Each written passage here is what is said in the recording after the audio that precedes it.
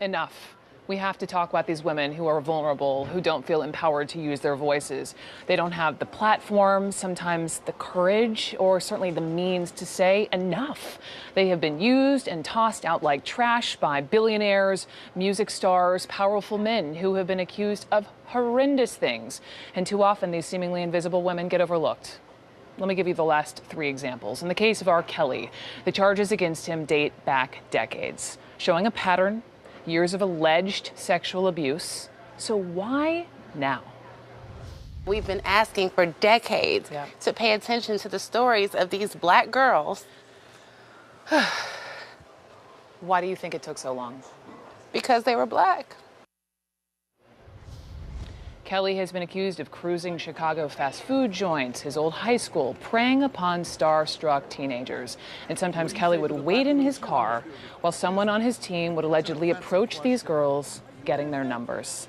Enough. In the case of Robert Kraft, the billionaire Patriots owner, get past the tabloid headlines and the charges against him of soliciting prostitution, first-degree misdemeanors, and you will see women allegedly being trafficked around the world, around a state, living in despicable conditions, forced into hell in plain sight. They were averaging 8 clients a day, and if you do the math, that's approximately 1,500 men a year, with no days off. It was clear that multiple women were working and living inside the spas. They were cooking on the back steps of the business. They were sleeping in the massage parlor on the massage tables. They had no access to transportation. As Sheriff Snyder told the New York Times, it was really a rescue operation. He said the monsters are the men. Enough. And one of the president's cabinet members, former U.S. Attorney Alex Acosta, served as the federal prosecutor in charge when a billionaire got a sweetheart of a deal. The Department of Justice found to have broken the law in the case of Jeffrey Epstein, who was accused but not convicted of being a serial sex abuser of underage girls. And these girls, according to all this reporting out of the Miami Herald, included some of the most vulnerable, a foster child who he promised new shoes for school, or a runaway, lured to be a part-time masseuse. These are girls he paid to bring him more girls, according to the Herald. His punishment, a plea deal, which meant Jeffrey Epstein only got 13 months in prison on lesser prostitution charges, during which he could leave for work, and no federal trial. Just think about that. A federal investigation identified at least 36 underage victims.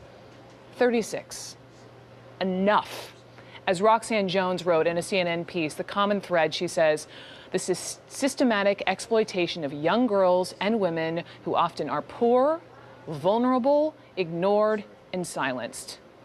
And I will say in the past 2 years, our collective conscience has been awakened to this as a result of allegations against Hollywood's biggest names, or NFL owners, or Grammy Award-winning musicians. We should note R. Kelly and Robert Kraft have denied these allegations they're facing, but let me be clear. This story is bigger than these men. Much bigger. We should be focused on empowering and protecting the women they're accused of victimizing. Let this be a time of reckoning. These seemingly invisible women need to know your voice has a power no amount of money or power or fame can buy. Enough is enough. Martin County Sheriff William Snyder, you just heard me quote him, is with me now. He was the one who announced this sting in Florida just last week that includes those solicitation charges against Bob Kraft. And moments ago, the state's attorney for Palm Beach County said that there are no charges of human trafficking yet. But Sheriff, you tell me, that could change as the investigation proceeds? Well, yes, Brooke, good afternoon. It could absolutely change. As a matter of fact, just before I came on air with you, I was watching an interview with one of our victims, one of the women who had been trafficked, and I was listening firsthand to her story. And our goal with her is to get her to cooperate, give us the probable cause we need to add to the existing charges, and that would be a charge of trafficking. It's interesting hearing how you say try to get her to talk. You know, I was reading that there were a lot of Mandarin translators were brought in, and a lot of these women. Is it a trust issue? Why is it so difficult for them to speak their truth? You know what I try to do? I try to put myself in their position and try to understand what their rationale is and why they are oftentimes reluctant to cooperate.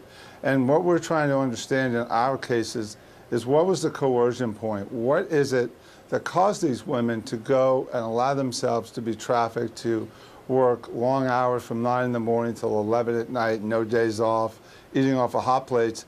They had the ability. They could have walked out into the street and asked for help, but they didn't. And in our case that we're working now, she is maintaining that she was afraid that her family in China would be at risk if she cooperated.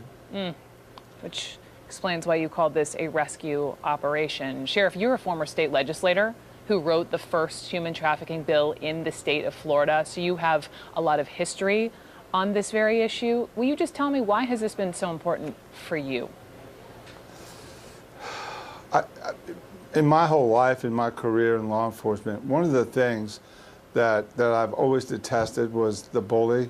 And although we're tasked with investigating crimes where there may not be bullying, whenever there's a power imbalance, and I think your former guest was talking about it, I feel like it's my job, it's my responsibility to try to step in and stop the bullying. And in this case, this is really the ultimate bullying. You have a woman who probably comes from a province in China where maybe education isn't the biggest thing in her life.